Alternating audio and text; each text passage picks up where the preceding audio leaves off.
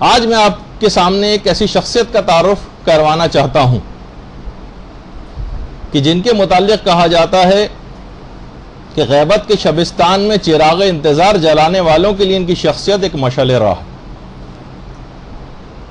آیت اللہ مہدی پور. آیت اللہ مہدی پور 30 سال سے مہدی پور پے واورے 30 سال سے اپنی قلم کو اپنی زبان کو امام زمانہ کے لیے ایسا استعمال کیا کہ گویا ایک لحاظ سے حق ادا کر دیا. جب ان سے ایک دفعہ سوال پوچھا گیا, ایک انٹرویو لیا گیا درمیان میں جو آیت اللہ مہدی پور, کہ آپ نے آخر اپنی تمام تر توجہات کا مرکز فقط امام زمانہ کی ذات گرامی کو کیوں قرار دیا ہے؟ آپ فقط انہی کے متعلق لکھتے ہیں, انہی کی زیادہ بات کرتے ہیں. فرمایا آقا مہدی پور نے کہ اس زمانے میں امام زمانے سے مظلوم کوئی بھی نہیں. پھر ایک مثال بھی دی کہ نیپولین بوناپارٹ اگر دیکھا جائے تو لاکھوں جرائم اس کے ہیں, نہ یہ کوئی ماڈل ہے, نہ یہ کوئی نمونہ ہے, نہ اس کی کوئی سیرت ہے, نہ اس کا کوئی کردار ہے اگر دیکھا جائے, اور نہ جانے کتنی سینکڑوں اور ہزاروں کتابیں نیپولین بوناپارٹ کی سیرت پہ لکھی جا چکی. لیکن یہ حجت خدا آدم سے لے کر خاتم تک جو تمام انبیاء کا ایک تنہا وارث, اس پر جتنی بھی کتابیں اب تک شائع ہوئی ہیں یا غیر مطبوعہ ہیں, پبلشڈ اور ان پبلشڈ, ان سب کتابوں کو بھی اگر جمع کیا جائے تو ان کی تعداد 3000 سے زیادہ نہیں. کیونکہ اگر آپ کو ایک دفعہ پہلے بھی ہماری سلسلے میں گفتگو ہوئی تھی تو میں نے ایک چیز بیان کی تھی کہ ایسا لوگ چھاپتے ہیں, ایسی اپنی جو بھی کاز ہوتا ہے اس کی ایسی خدمت انجام دیتے ہیں کہ selections from the Reader's Digest پتہ نہیں کتنے کروڑ کی تعداد میں چھپتا ہے ہر مہینے, کروڑوں کی تعداد میں ریڈرز ڈائجسٹ جو ہے اس کو آپ دیکھیں, اس کے سلیکشن کو اگر آپ دیکھیں کتنی بڑی تعداد میں. تو کتنے امام زمانہ مظلوم ہیں کہ آدم سے لے کر خاتم تک کے 1,24,000 انبیاء کے تنہا وارث, اور اتنا کم لوگ ان کی طرف متوجہ. انہوں نے کہا ایک وجہ اور بھی, میں نے کیوں یہ کام شروع کیا امام زمانہ کے متعلق. کہہ رہے ہیں آج سے تقریباً 20 سال پہلے میں نے خواب دیکھا تھا. ایک خواب, خود فرماتے ہیں اگرچہ خواب حجت نہیں ہوتا لیکن کبھی کبھی خواب رہنما ثابت ہوتا ہے اور زندگی میں نور داخل کر دیتا. ہر دفعہ نہیں, جیسے کہ چھوٹے موٹے الٹے سیدھے قسم کے خواب آپ لوگوں کو آتے ہیں تو فوراً تعبیر پوچھنا شروع ہو جاتے ہیں اس کی. نہیں, کبھی کبھار ایسے خواب ہوتے ہیں کہ واقعاً اور رہنما ثابت ہوتے ہیں اور زندگی کے اندر ایک نور داخل کر دیتے ہیں. میں نے خواب میں دیکھا کہ پیغمبر اسلام اور امیر المومنین علیہ الصلوۃ والسلام بیٹھے ہوئے ہیں.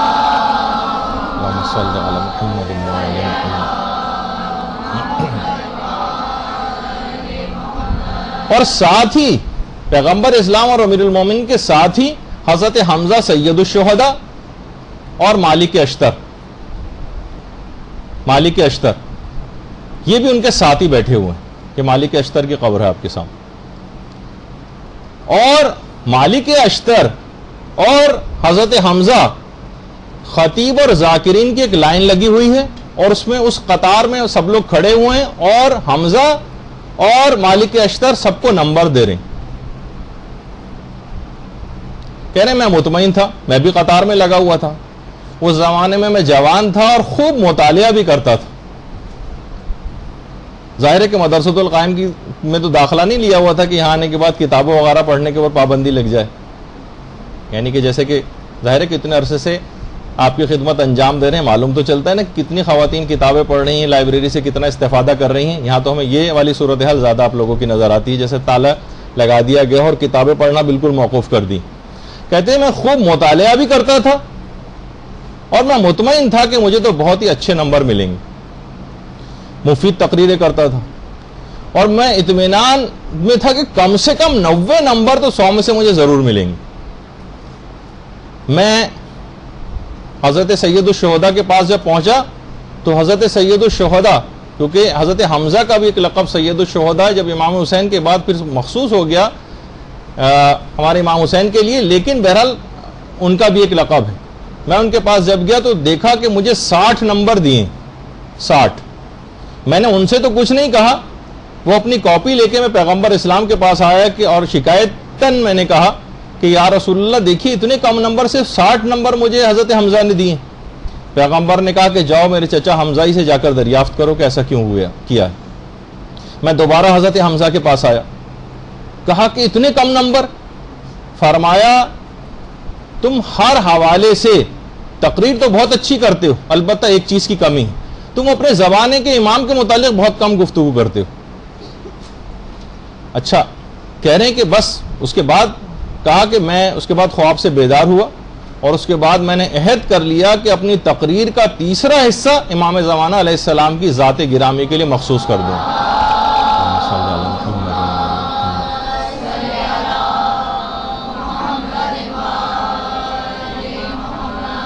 اور فرماتے ہیں کہ آج 20 سال ہو گئے ہیں میں اسی سلسلے کے اوپر اب تک کاربند ہوں۔ اچھا، اب ایسا بھی نہیں کہ 100% تقریر کا تیسرا حصہ یعنی ایک حصہ امام زمانہ کے لیے میں نے مخصوص کیا۔ پھر اس کے بعد فرماتے ہیں میں نے جب اس پہ کام شروع کیا تو اس راہ میں نے جتنے قدم آگے بڑھائے اتنی ہی زیادہ امام زمانہ کی عنایات شامل ہوتی چلی گئیں اور میں مزید سے مزید کوششیں کرتا چلا گیا۔ تو اچھا، خود آغا مہدی پور اب ماشاءاللہ بھی حیات ہیں، جو بھی کوئی جائے ان سے جا کر مل بھی سکتا ہے، اتنے سادہ زندگی گزارتے ہیں کہ ہمارے بہت سے دوست جو قوم میں رہتے ہیں کبھی کبھار کسی درس کا انعقاد کرتے ہیں اور امام زمانہ کے سلسلے میں مہدی پور کو بلاتے ہیں تو کبھی گاڑی وغیرہ بھیجنے کا کوئی تکلف نہیں ہوتا، خود بس میں بیٹھتے ہیں، بس میں بیٹھ کر آتے ہیں اور ناراض ہوتے ہیں کہ اس تکلف کی ضرورت کیا، جب میرے گھر کے سامنے سے بس آتی ہے میں کہیں بھی بس میں بیٹھ کے کہیں پہ بھی جا سکتا ہوں، تو کیا ضرورت ہے ان تکلفات میں پڑھنے کی۔ انتہائی سادہ ترین زندگی گزارتے ہیں۔ خود آغا مہدی پور فرماتے ہیں کہ اگرچہ میرے والد عالم دین نہیں تھے لیکن ہمارا خاندان ایک متدین خاندان تھا۔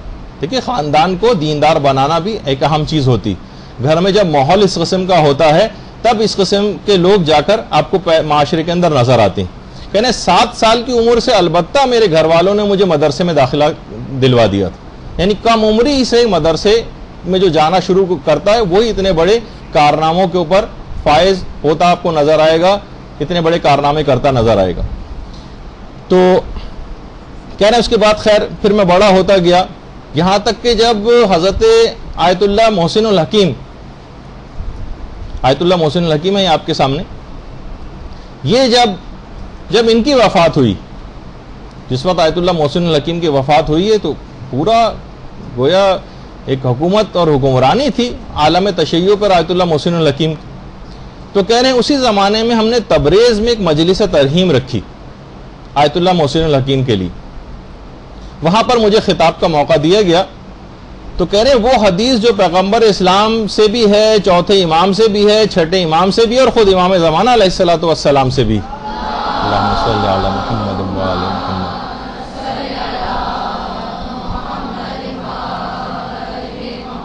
کہ حضرت حجت کی غیبت میں مثال ایک سورج کی جو بادلوں کی اوٹ میں ہوتا ہے، وہ جو پوری ہے، میں اس کا مفہوم بتا رہا ہوں، اور اس سے ساری کائنات کو اور پوری دنیا کو اس سے فیض پہنچتا۔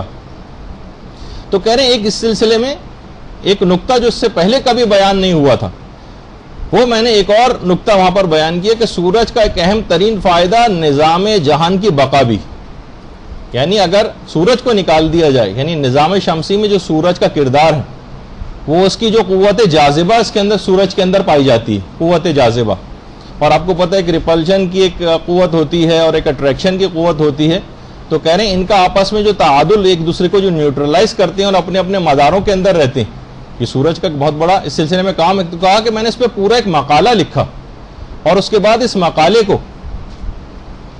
میں نے آیت اللہ ناصر مکارم شیرازی کو دکھایا، جو الٹے ہاتھ پہ آپ کو نظر آ رہے ہیں، آیت اللہ ناصر مکارم شیرازی۔ انہوں نے اس مقالے کو بہت زیادہ پسند کیا اور مجھے چھپوانے کی تاکید کی۔ کہتے ہیں کہ البتہ یہ جو سورج بادلوں کی اوٹ میں جو فائدہ پہنچاتا ہے دنیا کو، اگرچہ علامہ مجلسی نے اس حدیث میں جو تشبیہ بیان کی ہے اس میں 8 وجوہات ذکر کی ہیں کہ یہ تشبیہ کیوں بیان ہوئی۔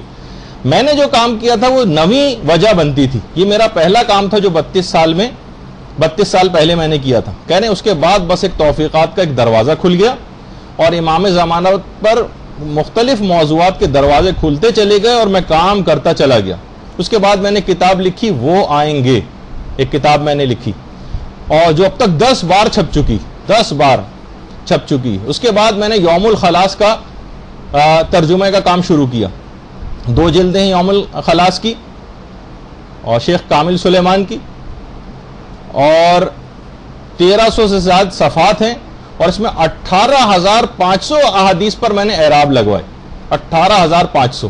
اور آپ نے دیکھا ہوگا کہ ہر کتاب کے شروع میں ایک انڈیکس ہوتا ہے.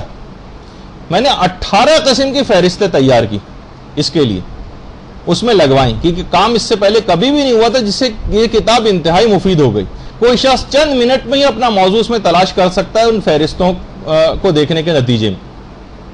کہہ رہے ہیں اس کے بعد پھر میں نے کتاب یوسف زہرا بھی لکھی، یوسف زہرا، اور امام پر جو 40 احادیث تھیں جس میں 40 کتابوں اور 40 مصنفین کا تعارف کروایا گیا تھا وہ میں نے لکھی، جس میں 40 احادیث ذکر ہوئی ہیں. اس کی تمہید میں جو لفظ اور کلمہ ہے 40، اس کی 40 احادیث سے میں نے تشریح کی جس میں 40 کا لفظ ذکر ہوا. اور ان تمام کاموں کے سلسلے میں نے یورپ کا دورہ کیا، ترکی کا دورہ کیا، اور استنبول کا جو کتب خانہ سلمانیہ ہے اس میں 4 لاکھ قلمی نسخے ہیں، جس سے زیادہ، یعنی پرنٹڈ بھی نہیں، ہاتھ سے لکھے ہوئے. وہ میں نے ان سب کو چیک کیا، امام زمانہ کے سلسلے میں احادیث نکالی، اور اس کام میں مجھے 20 سال لگ گئے. 20 سال کتب خانہ سلمانیہ میں 4 لاکھ قلمی نسخوں کو چھان چھان کے 20 سال وہاں پہ انہوں نے گزارے. اور یہ بھی آغا مہدی پور فرماتے ہیں بہت اہم بات کہ دیکھیے ایک طبعی بات ہے کہ کوئی بھی امام زمانہ کے حوالے سے جب بھی کوئی خدمت انجام دیتا ہے یا کوئی بھی مخلصانہ کام کرتا ہے تو ان کی خوشنودی اس شخص کے اوپر اور ایک خصوصی توجہ اور عنایت امام زمانہ کی اس شخص پر ہونے لگتی. اللہم صلی علی محمد.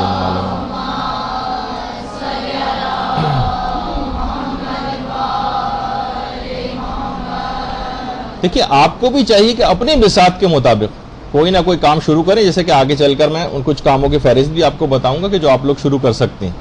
اس وقت تو یہ کہ بہت خلوص دل کے ساتھ اور بہت ہی اچھے طریقے سے علم حاصل کرنے کی فکر کریں، اپنے مطالعے کو زیادہ سے زیادہ بڑھائیں، امام زمانہ سے تقرب اور توسل کے جو چیزیں ہیں وہ انجام دیں. کتنی ایسی چیزیں ہیں. برحمتك يا أرحم الراحمين وصلى الله على محمد وآله